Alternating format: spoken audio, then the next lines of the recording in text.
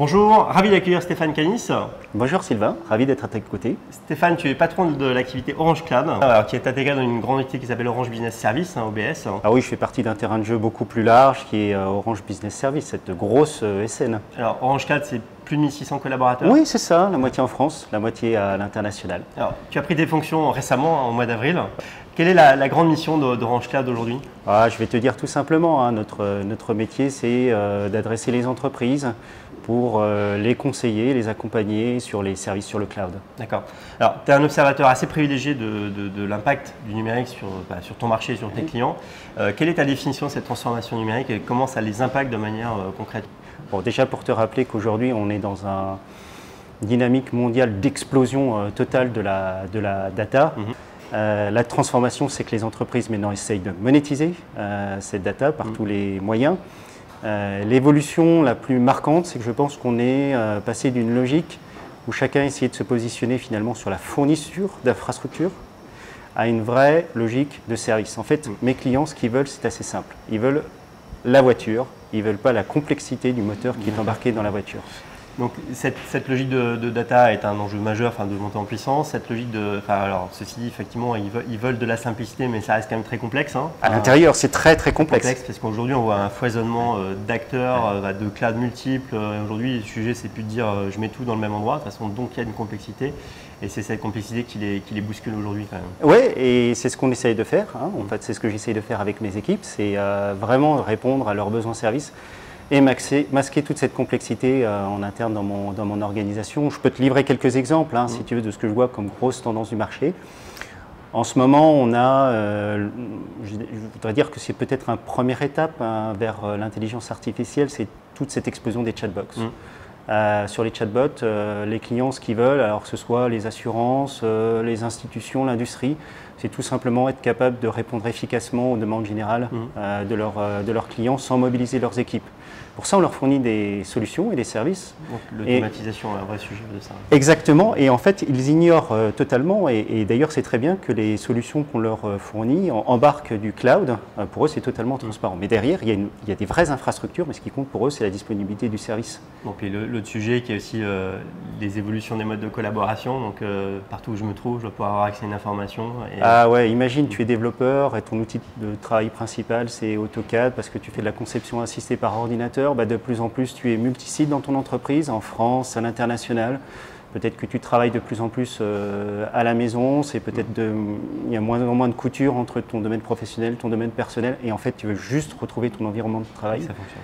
Tu veux juste que ce soit aussi puissant que si tu ouvrais ta station de travail dédiée.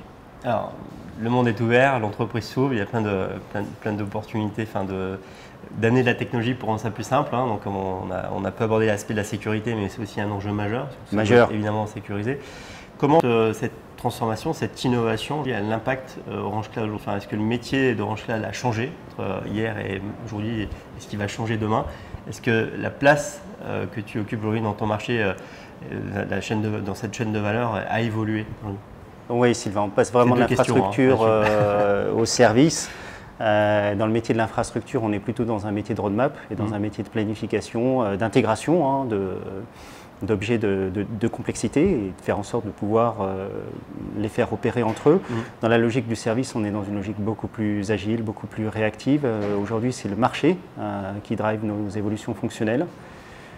Toutes les semaines, avec mes équipes, en fait, on implémente, on déploie deux logiques de service dans nos solutions techniques. Ça ne peut pas marcher dans un mode de fonctionnement de management, je vais dire à l'ancienne, historique dans une entreprise. Depuis 3 mois, nous avons décidé de déployer sur toute l'organisation, en France, à l'international, y compris au sein de mon propre COMEX, la gouvernance adaptative. Tout doit être décentralisé en termes de circuit de décision, sinon on n'arrivera pas à suivre le rythme du marché. Le premier impact, c'est le changement de gouvernance. Gros changement culturel. Pour être dans cette capacité d'être super agile aujourd'hui. Donc d'autres impacts en termes d'innovation et de transformation justement au sein de ton organisation?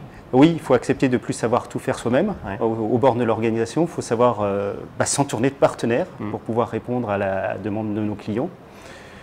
Par exemple, on est très content de participer à ce magnifique consortium pour l'Agence spatiale européenne. Nous sommes alliés avec Airbus et Capgemini pour valoriser cet immense lac de données, des photos satellites de l'Agence spatiale européenne et puis des moyens qu'ils ont sur Copernicus, pour les donner à un nombre d'acteurs très large, des chercheurs, des clients, d'autres entreprises.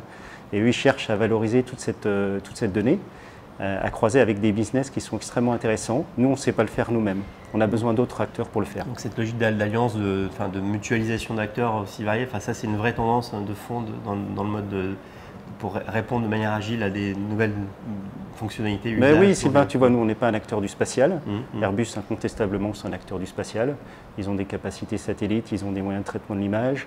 Capgemini, c'est aussi un acteur du spatial. Ils ont développé des algorithmes big data très sophistiqués. Ils sont capables de suivre la pousse des arbres au Royaume-Uni ou la production de riz dans le Mékong. Et moi, je crois beaucoup à cette alliance entre des données qui sont critiques, la capacité de fournir de l'infrastructure et du service, ça c'est ce que nous savons faire, mais surtout s'entourer d'acteurs qui ont cette capacité de développer des algorithmes et de valoriser ces data. Alors, cette rubrique, elle s'appelle Coup de boost. J'étais intéressé de partager avec toi cette... alors, c'était étonnant, mais cette logique d'une vraie tendance de fond, qui est de dire d'allier les acteurs importants au niveau mondial pour mutualiser vos infrastructures. Mais là, je te laisse en dire plus. À plusieurs, on est plus fort. De toute façon, on est déjà, il faut le savoir, dans un contexte qui est totalement mondialisé. Nos entreprises sont des multinationales basées en France, mais pas qu'en France. Elles ont des besoins tout autour du globe. Ça mobilise beaucoup d'énergie, on l'a dit, d'innovation, de recherche, mais aussi des capacités physiques de déployer des solutions cloud tout autour de la planète. Parce que les infrastructures ne sont pas que sur les nuages. Elles ne sont pas virtuelles, il y a des vrais data centers et quelque part il y a des vraies machines. Et donc nous, on a décidé, de façon assez concertée, de nous rapprocher d'acteurs qui partagent la même philosophie stratégique. Donc on travaille aujourd'hui beaucoup avec T-Systems, Telefonica et Huawei, simplement pour avoir un règlement qui nous permet, tout à chacun, de bénéficier des infrastructures des autres. On n'est pas sur le même périmètre géographique. Chacun conserve sa relation client. Mais forcément, à plusieurs... D'accord de réciprocité, effectivement, pour couvrir les plaques. On couvre l'ensemble des plaques. D'autres thèmes d'innovation que vous portez, sur lesquels vous êtes très attentif et très ouvert à collaborer avec des boîtes innovantes aujourd'hui?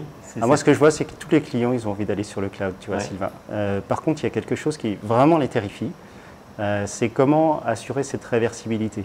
Si je confie les clés d'une partie de mes données, voire des données stratégiques, à des acteurs, est-ce que je m'enferme dans une impasse? Est-ce que j'ai un risque de désintermédiation par rapport à ces acteurs? La plupart des entreprises choisissent d'hybrider leurs solutions technologiques, d'en garder une partie chez eux et une partie sur du cloud public. Et sur l'hybridation, plusieurs choisissent de sélectionner 2, 3, 4 fournisseurs d'infrastructures. Vrai enjeu pour les entreprises, c'est de ne pas s'occuper de cette complexité. Cette mixité, ils ont vraiment besoin d'avoir quelqu'un qui leur permet de cette liberté de choix, de faire du cherry picking sur différents éléments d'infrastructure, mais pas de s'embourber dans la complexité de gérer cette infrastructure ou de faire en sorte que l'applicatif tourne correctement sur différents objets. D'accord. Donc tout ce qui peut faciliter ça t'intéresse de manière assez stratégique, je crois. Ah, c'est clair. Merci Stéphane. À toi, Sylvain. J'étais ravi de partager cette chronique avec toi et on va suivre ça de près.